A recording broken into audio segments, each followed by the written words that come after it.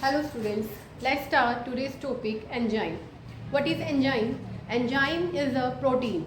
Protein के बारे में हमने लास्ट वीडियो में पढ़ा था. प्रोटीन की जो प्राइमरी स्ट्रक्चर है that is made up of different kinds of the amino acids. So enzyme is also made up of different amino acids connected with the peptide bond, and these amino acids connecting to form a single chain, that is the primary structure. These amino acids, then this structure can be in helically coiled or it can be in the form of the bitter pleated sheet structure. After that, they are coiled on itself and make the tertiary, and later a number of threads makes the quaternary structure.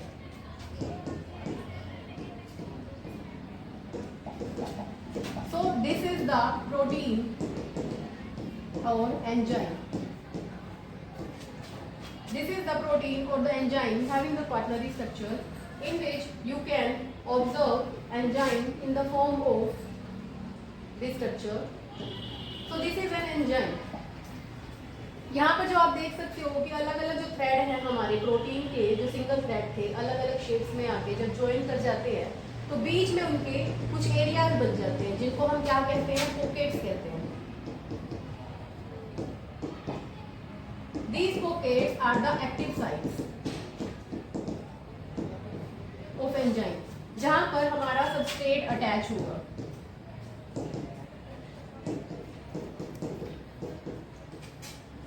जैसे कि यहाँ पे आप देख सकते हो, ये जो एरियाज हैं जहाँ पे एक शेप बनी हुई है, अंदर की तरफ ग्रूव बना हुआ है, these are the active sites, and वहाँ पे हमारा जो है सबस्ट्रेट अटैच होगा.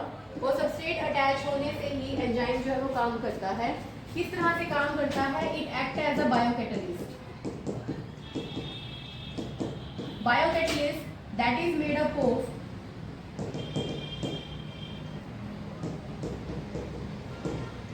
प्रोटीन विच एक्सीलरेट, जो इंक्रीज करता है स्पीड को,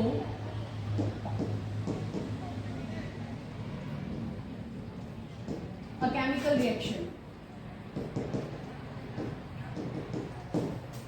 केमिकल रिएक्शन को एक्सीलरेट करता है. So you can show the structure of enzyme in the form of this diagram. Here you can see the enzyme structure in blue color and the substrate in pink color. जो वहाँ पर pockets बनी है हमारी, 3 pockets जैसे यहाँ पे दिखाई है अकॉर्डिंग टू शेप. तो ये पॉकेट जो है हमारी, ये वाली पॉकेट, इसमें हमारा सबस्ट्रेट फिट होगा. तो इन पॉकेट्स को हम क्या बोलते हैं? एक्टिव साइट बोलते हैं हमारा, जो हमारी केमिकल रिएक्शंस करवाने में हेल्प करता है. एक तरह से उन्हें तेज कर देता है. हमारी बायो की जो रिएक्शंस होती हैं, बॉडी की जो रिएक्शन होती है, उनको तेज कर देता है. सो एंजाइम्स और नॉर्मल कैटलिस्ट में क्या डिफरेंस है?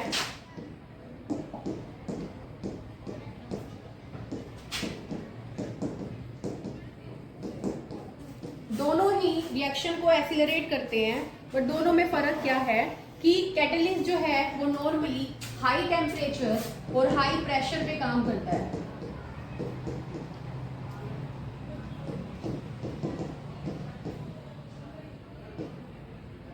It works at high temperature and pressure. और जबकि एंजाइम जो क्या है, हमारा एक बायोकैटलिस्ट है जो हाई टेम्परेचर या हाई प्रेशर पे डीनेचर्ड हो जाता है, टूट जाता है. So it doesn't work at high temperature और pressure. But there are some exception of the enzymes. जो हमने हॉट स्प्रिंग्स में रहने वाले जो माइक्रो ऑर्गेनिज्म से लिए हैं, उन्हें हम कहते हैं थर्मोफिलिक ऑर्गेनिजम्स. उन ऑर्गेनिजम्स में जो हमारे एंजाइम्स हैं, they are active even at the 80 to 90 degree Celsius temperature.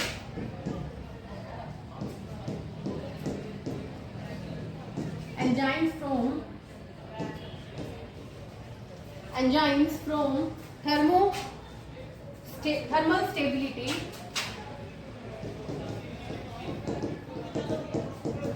microorganisms.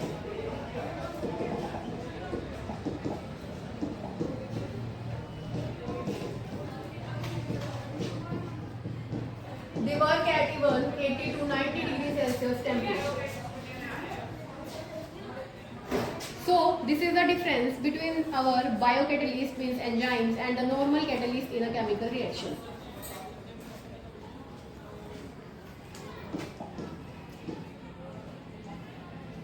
Now you can see the different properties of the enzymes.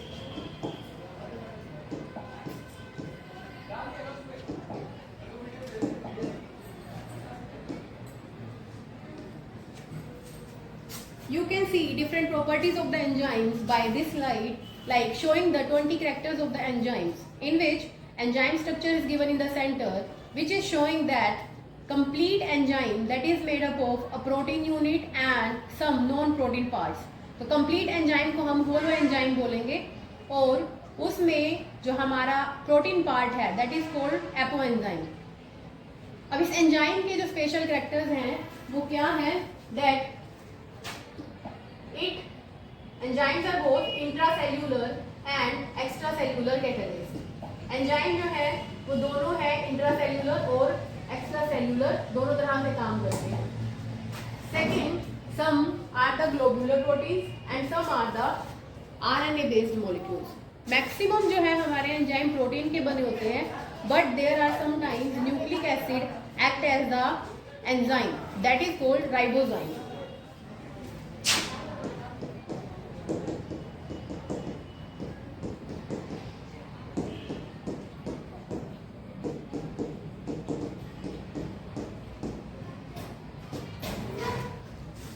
So normally the enzymes are proteinaceous, but sometimes the nucleic acid also acts as the enzyme in some cases only. Now enzyme में जो main काम है वो है increase करना, biochemical reaction की speed को बढ़ाना. So it enhances the speed of biochemical reactions. Some enzymes need coenzymes and cofactors. Means enzymes are made up of proteins, but sometimes it also needs some metal ions or some other chemicals which act as the coenzyme or cofactors for the activity of enzyme to make it active. उसको active बनाने के लिए हमें उसमें वो लगाना पड़ते हैं, उनको जरूरत होती है मेटल आयंस की या कुछ केमिकल्स की, तो उन्हें हम कोएंजाइम्स या कोफैक्टर्स बोलते हैं. नेक्स्ट, एंजाइम जो है किसी भी रिएक्शन को करने के लिए सबस्ट्रेट के साथ कॉम्प्लेक्स बनाता है जिसे हम ES कॉम्प्लेक्स कहते हैं. तो enzyme forms substrate enzyme substrate complex. Next, it has the activation sites. इसमें जो बीच बीच के गैप की शेप्स में गैप बने होते हैं उन बीचेस को, उन पॉकेट्स को हम एक्टिव साइट्स कहेंगे जहाँ पे हमारा सबस्ट्रेट अटैच होगा. Next, they are sensitive to the temperature, pH and the substrate concentration. Substrate concentration ज़्यादा होगी तो एंजाइम भी उन पर ज़्यादा काम करेंगे और टेम्परेचर और pH का भी उस पर इफेक्ट पड़ता है. Now they produce product using the specific substrate. Enzymes are very specific in nature, particular substrate पे ही काम करते हैं, तो वो प्रोडक्ट तभी बनाएंगे जब उनका सबस्ट्रेट वहां पर प्रेजेंट होगा.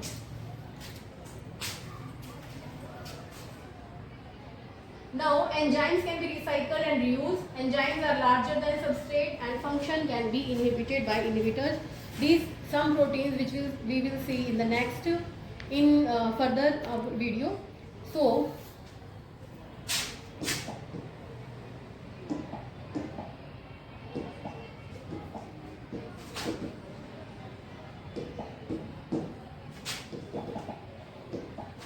now we will see what is the difference between the physical reaction and the chemical reaction.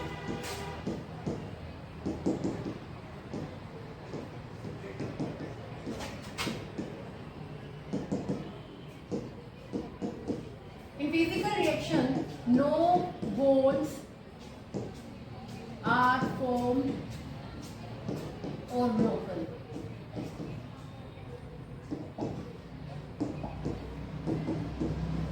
Only some shape get changed.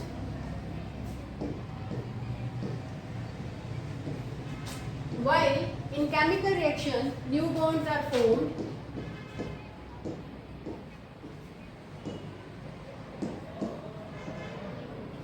and some bonds are broken.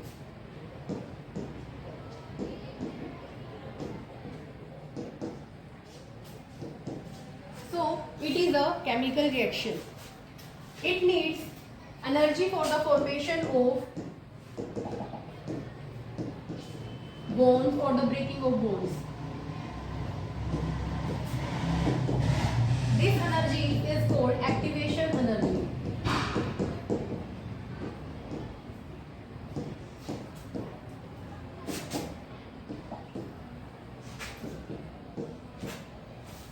If we plot a graph between potential energy and the progress of reaction,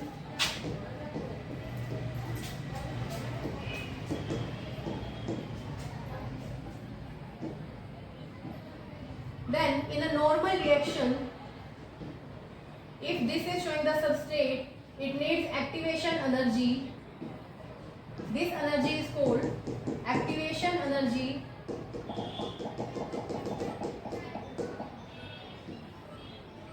Here the substrate is present and it needs activation energy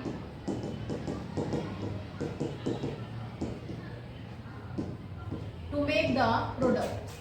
As substrates having the higher energy as compared to potential energy, so it needs more energy for the breaking of the bond and the formation of new bond to make the product. So this is the activation energy. While if there is enzyme is present,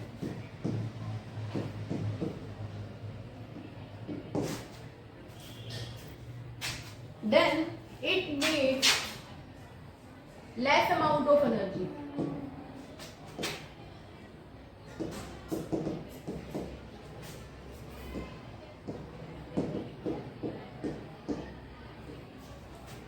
For conversion of substrate to the product. This happens why?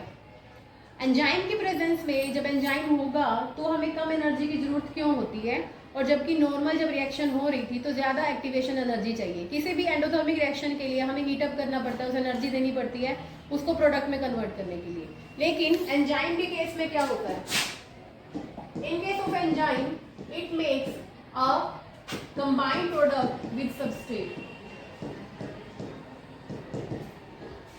So at the intermediate condition occur,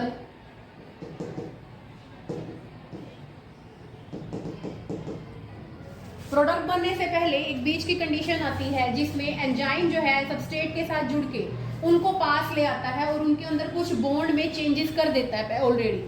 तो उसको कम energy चाहिए उसको product में convert करने के लिए. तो last में जो है हमारा एंजाइम अलग हो जाता है और इस सबस्ट्रेट में न्यू बॉन्ड फॉर्मेशन की वजह से हमारा प्रोडक्ट बन जाता है. तो यहाँ पे जब ये इंटरमीडिएट कंडीशन बनी उस वक्त ही उनके पास आने से, सबस्ट्रेट के पास आने से कुछ स्ट्रक्चरल मॉर्फोलॉजिकल चेंजेस आते हैं जिसकी वजह से नए बॉन्ड्स में, उनके बॉन्ड्स में चेंजेस आ जाते हैं and it needs less amount of energy. It can be seen with the help of this diagram. As you can see in this diagram,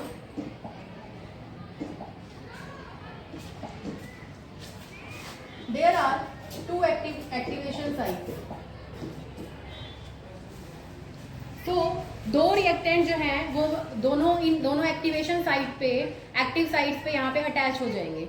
उन दो सबस्ट्रेट के पास आने से, क्योंकि एंजाइम में जो दो गैप बने हुए हैं, जो दो पॉकेट्स बनी हुई हैं वो पास पास है, तो जब सबस्ट्रेट पास आते हैं तो उनमें अपने आप ही कुछ बॉन्ड बनने शुरू हो जाते हैं.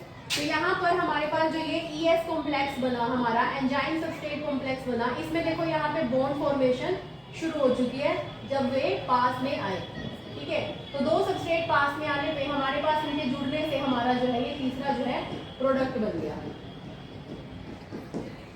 जो यहाँ पे हमारे सबस्ट्रेट था वो ES कॉम्प्लेक्स बनने के बाद जब पास में आने की वजह से उनके अंदर स्ट्रक्चरल चेंजेस आएंगे, जो बॉन्ड, नए बॉन्ड बनेंगे, तो वो इजी हो जाता है उसको आगे प्रोडक्ट में कन्वर्ट करना और वो प्रोडक्ट बन के एंजाइम को छोड़ के वापस रिमूव हो जाता है, बाहर यूज हो जाता है. So now we can see this activation energy diagram here. यहाँ पे रिएक्टेंट्स है हमारे और प्रोडक्ट्स यहाँ बनेगा. तो रिएक्टेंट्स को कुछ एनर्जी जो हमें देनी पड़ेगी वो ज़्यादा है. ये एक्टिवेशन एनर्जी है हमारी बिना कैटिलेशन की, यानी कि जिसमें हमने बायो कैटलिस्ट ऐड नहीं किया, जबकि इतनी एनर्जी हमें देनी पड़ेगी जो हमें बायो कैटलिस्ट यानी कि एंजाइम ऐड करने के बाद दी. तो यहाँ पे आप देख सकते हो जो एनर्जी है वो बायो कैटलिस्ट में कम दी गई है और जो अनकैटलाइज्ड रिएक्शन है उसमें हमें एनर्जी ज़्यादा देनी पड़ेगी. So it shows the progress of the reaction.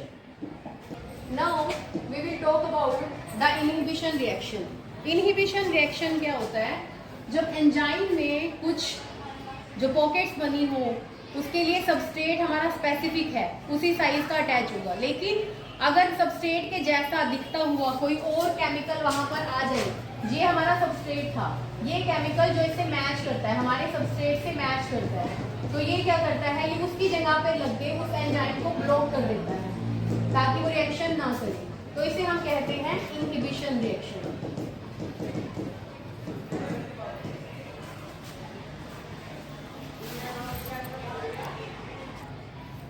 Enzyme inhibition में क्या होता है?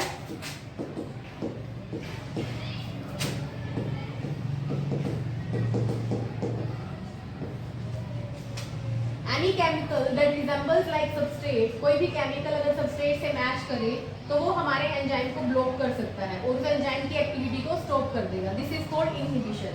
तो ये किस तरह से होगा? जिस तरह से, इसका एक एग्जांपल है हमारे पास, succinic dehydrogenase.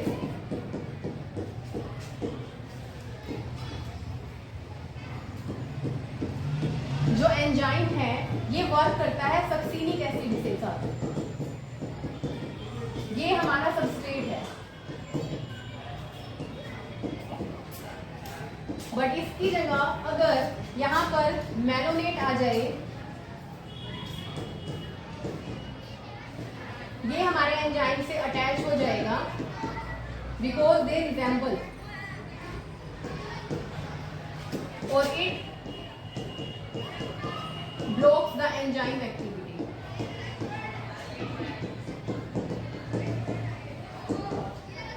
This is called enzyme inhibition.